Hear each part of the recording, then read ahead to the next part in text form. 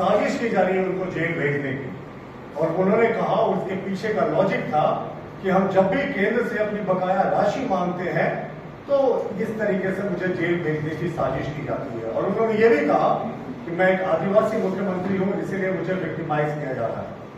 अब माननीय मुख्यमंत्री जी की बातें कितनी कॉन्ट्राडिक्टरी है, अगले कुछ मिनटों में हम आपको ये सिद्ध कर देंगे।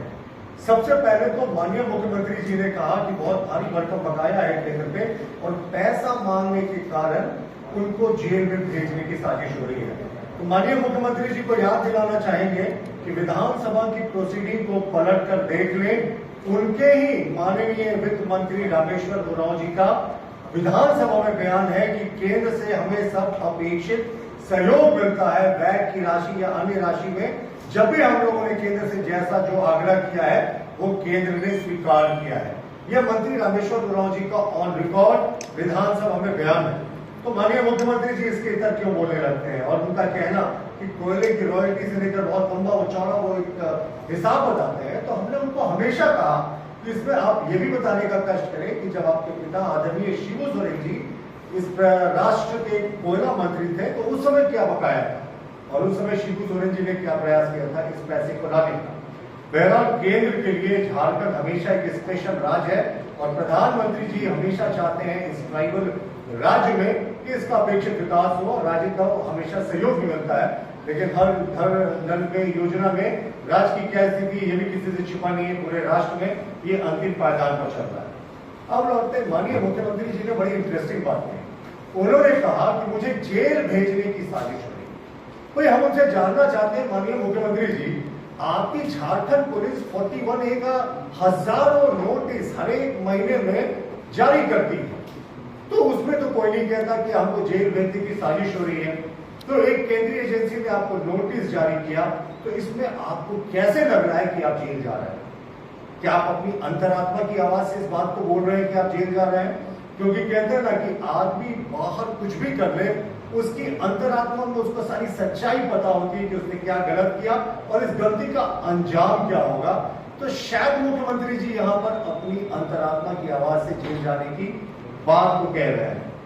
और एक सिंपल सा नोटिस है साहब, सिंपल सा नोटिस को आप तामील करने की जगह आप इधर दौड़ रहे हैं उधर दौड़ रहे हैं, गलत बयानी का सहारा ले रहे हैं। कभी कह रहे हैं हाई कोर्ट में सब जुडिस है, जबकि वो डिफेक्टेड होता है। कभी कहते हैं ईडी के पास कि हमने डिफेक्ट दूर कर लिया, फिर हाई कोर्ट से ऑर्डर आता है कि डिफेक्ट दूर नहीं हुआ इसलिए याचिका की अगली डेट पड़ेगी।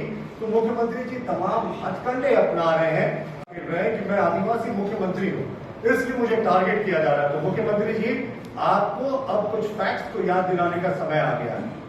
28 मार्च 2010 को हमारे वर्तमान प्रधानमंत्री नरेंद्र मोदी जी, जो तत्कालीन गुजरात के उस समय मुख्यमंत्री थे, उन्होंने 10 घंटे एसआईटी की जांच का सामना किया था और एसआईटी के हेडक्वार्टर जाकर।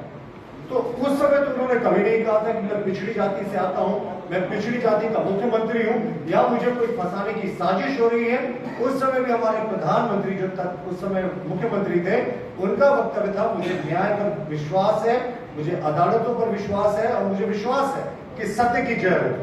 फिर अंततः उनको यूपीए के कार्यकाल में ही क्लीन चिट मिला और उसके बाद सर्वोच्च न्यायालय ने भी उनको इस मामले में क्लीन चिट दी। ये क्लीन चिट जो उनको एसआईटी ने दी थी वो 10 अप्रैल 2012 को दी थी, जिस समय यूपीए की ही सरकार थी।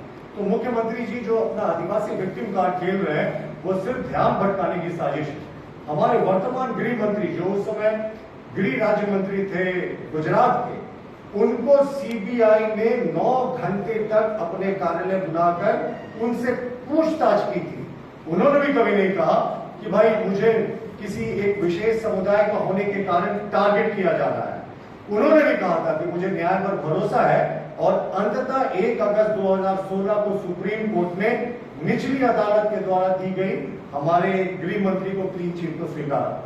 तो मुख्यमंत्री जी को जो बार बार ये उनकी जुबान पे बात आती है कि मुझे जेल भेजने की साजिश हो रही है, तो क्या ऐसा क्या उन्होंने कर दिया है? वैसे काफी चीजों तो हम भी जानते हैं, जमीन घोटाला हुआ, उसके अतिरिक्त खनन घोटाला हुआ और इसके जितने मुख्यमंत्री जी के करीबी थे, यहाँ तक उनके विधायक प्रतिनिधि पंकज मिश्रा, जिसको ईडी ने मुख्य अभियुक्त माना था माइनिंग स्कैम पे। आज तक मुख्यमंत्री ने उनको विधायक प्रतिनिधि के पद से नहीं हटाया, जबकि वो चार्जशीटेड है और जेल में है। मुख्यमंत्री के तमाम करीबी जेल में है, जितने घपला घोटाला स्कैम हुआ। लेकिन ईडी के एक समन पर इस तरीके से वो जेल जाने की बात कह रहे हैं ना, तो हमने पहले भी कहा शायद मुख्यमंत्री अपनी अंतरात्मा की आवाज उनकी जो है वो जुबान पे आ रही है। उनको पता है जितना घपला घोटाला उनके कार्यकाल में हुआ, शायद अंततः उनकी नियति यही होने वाली है। और मुख्यमंत्री जी को मुझे लगता है अपने स्क्रिप्ट राइटर को बदलना चाहिए, क्योंकि अब उनसे वो गलत बयानी करवा रहा है। मुख्यमंत्री जी ने कहा कि 20 वर्षों तक भाजपा ने राज किया झारखंड में। मुख्यमंत्री जी, या तो आप जानबूझकर गलत बयानी कर रहे हैं या आपके स्क्रिप्ट राइटर आपको गलत स्क्रिप्ट लिख कर दे रहे हैं। मित्रों, यह बड़ा इंपॉर्टेंट फैक्ट है। 23 वर्षों के कार्यकाल में कांग्रेस, झारखंड मुक्ति मोर्चा, सोरेन परिवार 12 वर्षों तक प्रत्यक्ष या अप्रत्यक्ष रूप से पावर में रहा। वो कैसे रहा, मैं आपको आंकड़ों के साथ बता रहा हूं। पहली बार 10 दिन के लिए मुख्यमंत्री बने थे, 10 दिन का कार्यकाल था। मधु कोड़ा जी जो निर्दलीय मुख्यमंत्री थे, जिनको झारखंड मुक्ति मोर्चा और कांग्रेस चला रही थी, वो 1 साल 346 दिन के लिए मुख्यमंत्री बने थे 2006 से 2008 के कालखंड में। 145 दिन तक शिबू सोरेन जी 2008 से 2009 के कार्यकाल में मुख्यमंत्री बने थे। 145 दिन का वो कार्यकाल था। और 2009 से 2010 के बीच में शिबू सोरेन जी फिर से 153 दिनों के लिए मुख्यमंत्री बने थे। और माननीय मुख्यमंत्री हेमंत सोरेन जी का पहला कार्यकाल जो था वो 13/7/2013 से 28/12/2014 तक 1 साल 168 दिन अपने पहले कार्यकाल में मुख्यमंत्री रहे। और वर्तमान में मुख्यमंत्री जी 29 दिसंबर 2019 से अब तक लगभग 3 वर्ष 10 महीने तक मुख्यमंत्री रह चुके हैं। और इसके अतिरिक्त उप मुख्यमंत्री भी रहे थे। उस समय मुख्यमंत्री जी ने 2 साल 129 दिन उप मुख्यमंत्री के बतौर बिताया था। और 2004 से 2014 के बीच में जो यूपीए का शासनकाल था, उस समय 623 दिनों के लिए राष्ट्रपति शासन लगा था। और उस समय राष्ट्रपति शासन कहते हैं कांग्रेस का और जो यूपीए के राइज थे उनका एक्सटेंशन दफ्तर हुआ करता था। और प्रत्यक्ष रूप से केंद्र की यूपीए सरकार राजभवन के माध्यम से राज्य को चला रही थी। तो यानी कि 12 वर्षों का डेटा ब्यौरा है जब सोरेन परिवार कांग्रेस प्रत्यक्ष या परोक्ष रूप से 23 वर्षों में शासनकाल में रहा, जबकि मुख्यमंत्री कहते हैं कि 20 वर्षों तक हम रहे। और सबसे इंपॉर्टेंट बात, जिस समय राष्ट्रपति शासन भी लगा करता था तो कांग्रेस के जितने बड़े नेता आज वर्तमान प्रदेश अध्यक्ष भी हैं, वो महामहिम राज्यपाल के सलाहकार हुआ करते थे।